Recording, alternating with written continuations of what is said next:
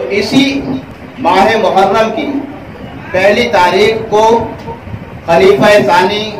خلیفہ دوم، امیر المومنین، امام العادلین سیدنا فاروق اعظم رضی اللہ تعالی عنہ کی شہادت کا دن ہے۔ آپ صلی اللہ علیہ وسلم نے جب اعلان نبوت فرمایا تو آپ صلی اللہ علیہ وسلم پر سب سے پہلے کلمہ پڑھنے والے سیدنا صدیق اکبر رضی اللہ تعالیٰ عنہ تھے۔ پھر حضرت صدیق اکبر کی ترغیب پر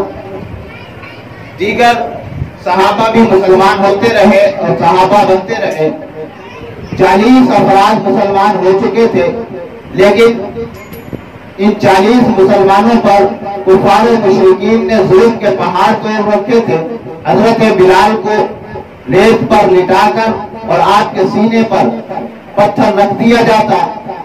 حضرت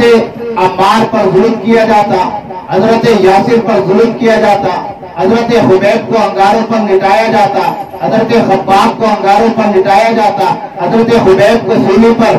چڑھایا جاتا۔ تمام صحابہ پر ظلم کفار اور مشرکین نے روا رکھا ہوا تھا۔ 40 صحابہ مسلمان ہو چکے تھے، جن میں حضرت حمزہ بھی تھے، حضرت علی بھی تھے اور دیگر صحابہ تھے، یہ مسلمان ہو چکے تھے، لیکن ابھی تک مسلمانوں کو بیت اللہ میں نماز کی اجازت نہیں تھی، مسلمانوں کو کھل کر اللہ کی عبادت کرنے کی اجازت نہیں تھی۔ اللہ کے نبی علیہ السلام غلاف کعبہ پکڑتے ہیں کہ یا اللہ اللہم اعز الاسلام بعمر ابن الخطاب اور بعمر ابن حشام، یا اللہ اسلام کو عزت اور ترقی عطا فرما، اسلام کو غلبہ عطا فرما عمر کے ذریعے سے، یا اللہ عمر بن خطاب دے دے یا عمر بن حشام دے دے۔ اللہ رب العالمین نے